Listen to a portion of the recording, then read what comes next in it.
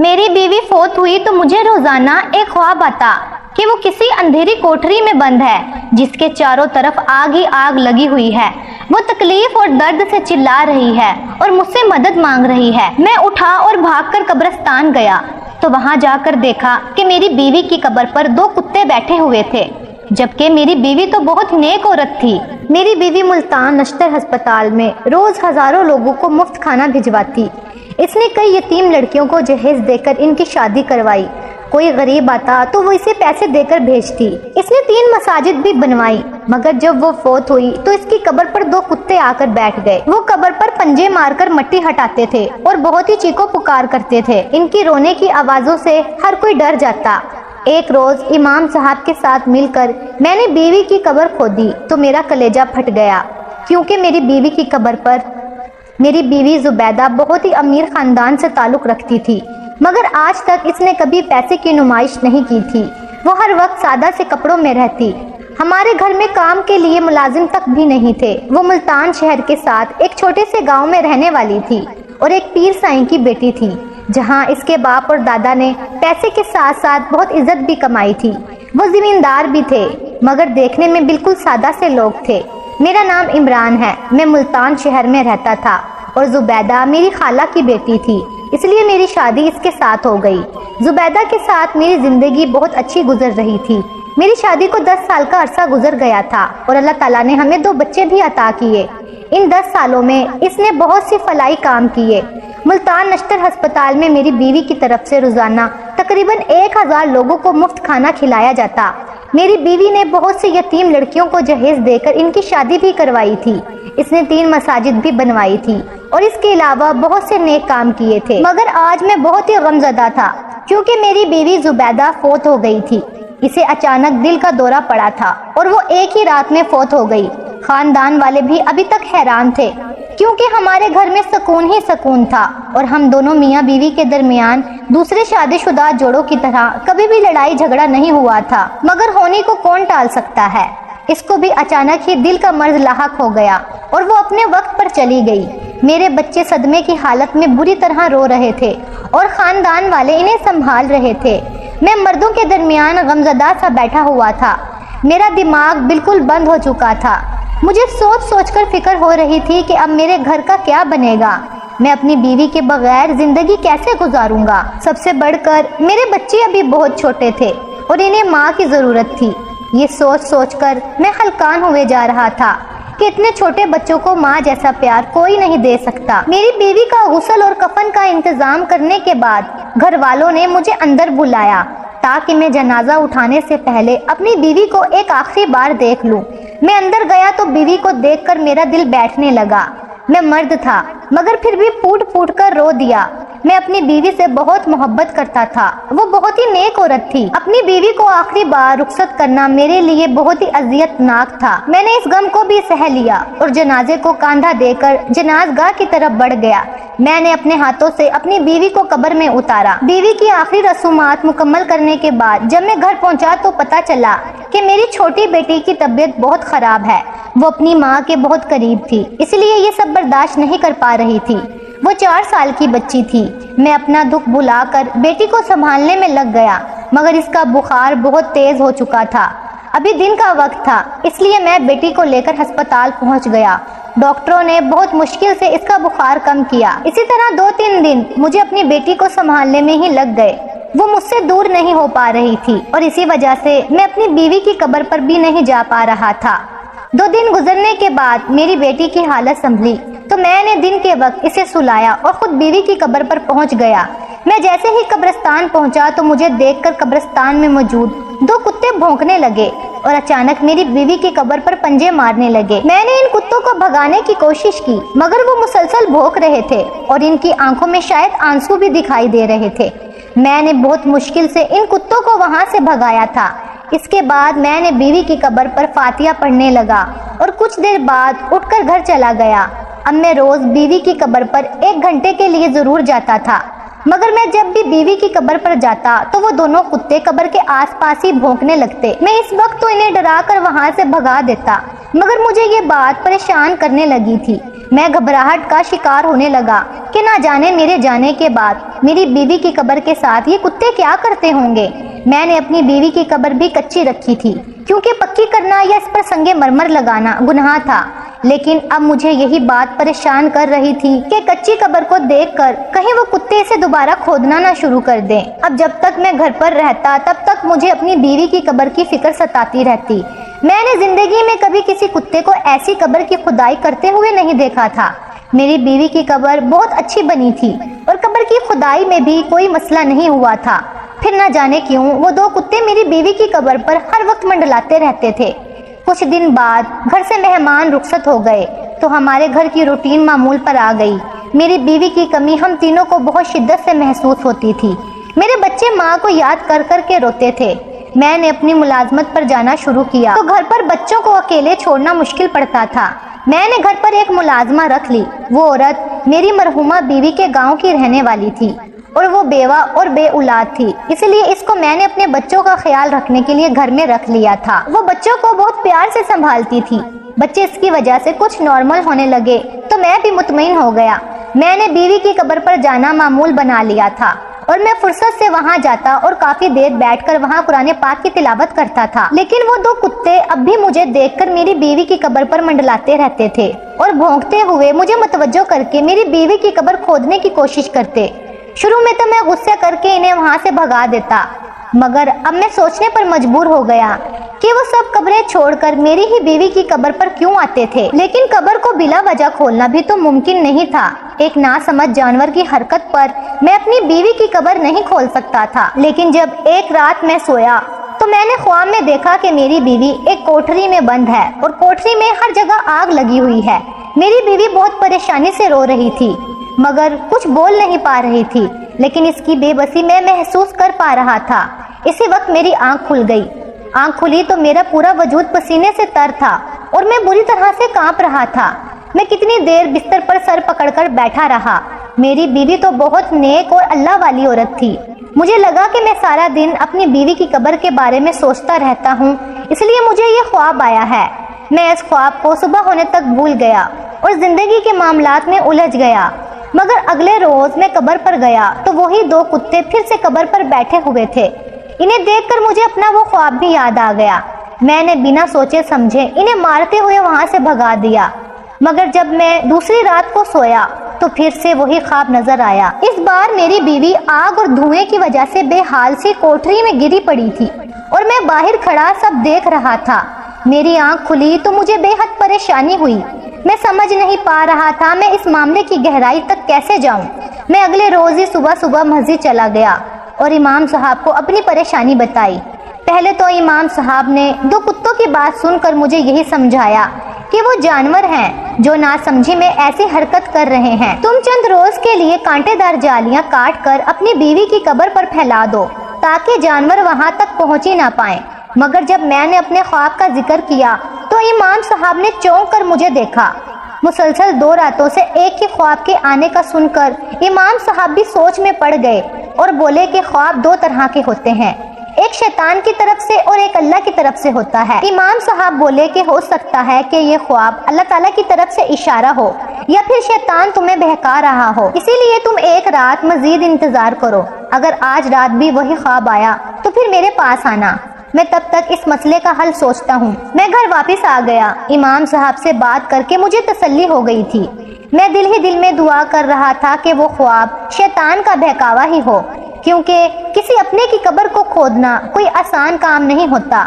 मैं नहीं चाहता था कि मेरी बीवी की आखिरी आरामगाह को तोड़ा फोड़ा जाए। मगर इस रात में सोया तो मुझे फिर से वही ख्वाब आया। मेरा दिल अजियत से भर गया कि मेरी बीवी कब्र में कोई मुश्किल झेल रही है।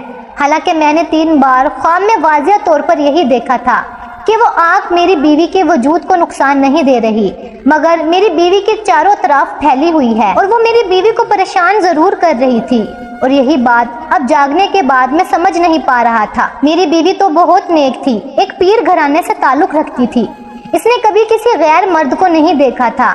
मैंने शादी के बाद इसे कभी नमाज छोड़ते नहीं देखा। इसने बच्चों को भी इस्लामी तालीमात दी थी और मेरे साथ भी बहुत वफादार थी। پھر نہ جانے اس کی قبر میں سکون کیوں نہیں تھا۔ میں تیسری بار خواب دیکھ کر اتنا بے چین ہوا کہ میں صبح تک جاگتا رہا۔ صبح کی اذانیں ہوئیں تو میں جلدی سے اٹھا اور وضو کر کے مسجد کی طرف روانہ ہو گیا۔ میں نے نماز ادا کی اور اٹھ کر امام صاحب کے پاس چلا گیا۔ میں بولا کہ امام صاحب، میں نے رات پھر سے وہی خواب دیکھا ہے۔ میں بے چینی سے امام صاحب سے بولا کہ وہ کوئی حل بتائیں تاکہ میری بیوی اپنی قبر میں سکون سے سو سکے اور وہ خواب بار بار مجھے بھی تنگ نہ کرے۔ امام صاحب نے یہ سن کر گہری سانس بھری اور بولے، اس کا اب ایک آخری حل یہی ہے کہ قبر کھول کر دیکھا جائے۔ وہ بولے کہ اگر خدا نہ خواستہ قبر میں موجود مردے پر اللہ کا عذاب آیا ہوا ہے تو پھر ہم چاہ کر بھی قبر نہیں کھول پائیں گے، کیونکہ ہمیں اللہ کی طرف سے اجازت نہیں ملے گی۔ لیکن اگر کوئی اور وجہ ہوگی تو ہم قبر کھول کر دیکھ لیں گے اور پھر شاید کوئی حل بھی نظر آ جائے۔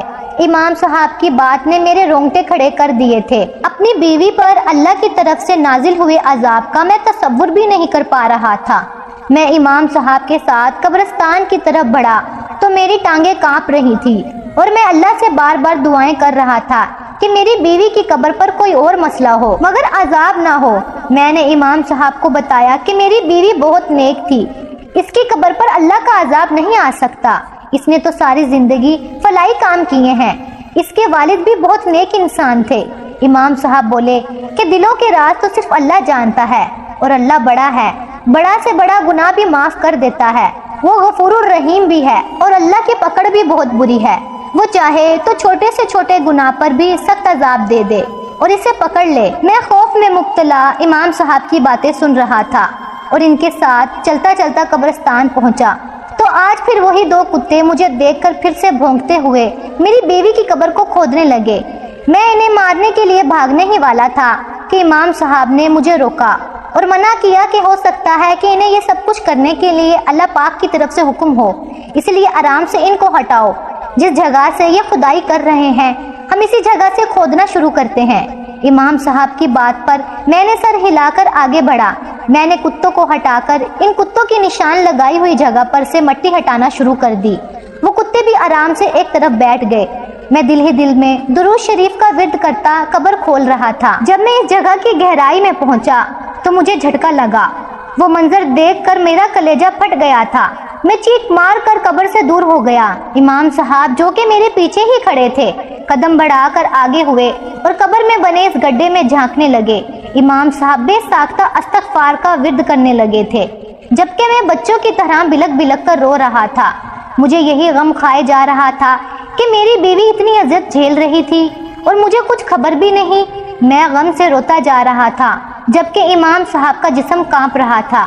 اس روز میں نے اپنی مرحومہ بیوی کی قبر میں جو دیکھا تھا وہ میری زندگی کا سب سے بھیانک منظر تھا۔ میں ان کتوں کو دیکھ رہا تھا جو پہلے ہی روز سے مجھے اشارہ دینے کی کوشش کر رہے تھے، مگر میں الٹا انہیں ہی مار کر بھگا دیتا تھا، مگر وہ ناسمجھ جانور پھر بھی میری مدد کرنا چاہتے تھے۔ مولوی صاحب نے مجھے دیکھ کر پوچھا، کیا تم نے کبھی یہ محسوس کیا کہ تمہاری بیوی کی قبر کھود کر کسی نے یہ حرکت کی ہے؟ میں نے امام صاحب کو بتایا کہ میں روزانہ بلا ناغہ اپنی بیوی کی قبر پر آ رہا ہوں، مگر میں نے اس قبر میں کوئی تبدیلی نہیں دیکھی سوائے ان کتوں کے، مگر میں انہیں بھی یہاں سے بھگا دیتا تھا۔ میری بات پر امام صاحب حیران ہونے لگے اور بولے کہ ایسا بھی نہیں ہو سکتا کہ قبر کھولے بغیر یہ سب کیا گیا ہو۔ جو حرکت تمہاری بیوی کے ساتھ قبر میں کی گئی ہے اسی لیے تو قبر کو کھودنا ضروری ہے۔ اچانک امام صاحب بولے کہ تم نے اپنی بیوی کو اپنی نگرانی میں قبر میں اتارا تھا؟ ان کے سوال پر میں نے ہاں میں سر ہلایا اور کہا کہ میں چاہے کتنا بھی غمزدہ تھا مگر میں نے اپنی بیوی کو خود اپنے ہاتھوں سے قبر میں اتارا تھا۔ امام صاحب نے مجھے اسی وقت پولیس کو بلانے کا کہا تھا۔ میں نے اسی وقت پولیس کو بلا کر یہ سارا معاملہ ان کے حوالے کر دیا تھا۔ میرا تو رو رو کر برا حال تھا۔ ایس پی صاحب مجھے تسلی دے رہے تھے۔ پولیس نے گورکن سے بھی تفتیش کی اور پھر پولیس کے 6 اہلکار سادہ کپڑوں میں قبرستان کی نگرانی کرنے لگے۔ مسلسل 12 دن کی نگرانی کے بعد میری بیوی کے مجرم پکڑے گئے تھے۔ اس روز کچھ لوگ ایک عورت کا جنازہ لے کر آئے تھے۔ وہ مجرم اسی رات قبرستان میں آئے تھے اور اس نئی قبر کو کھودنے لگے تھے۔ پولیس کے اہلکار جو قبرستان میں چھپے ہوئے تھے انہوں نے ان 2 لوگوں کو پکڑ لیا تھا۔ یوں وہ 2 مجرم پکڑے گئے تھے۔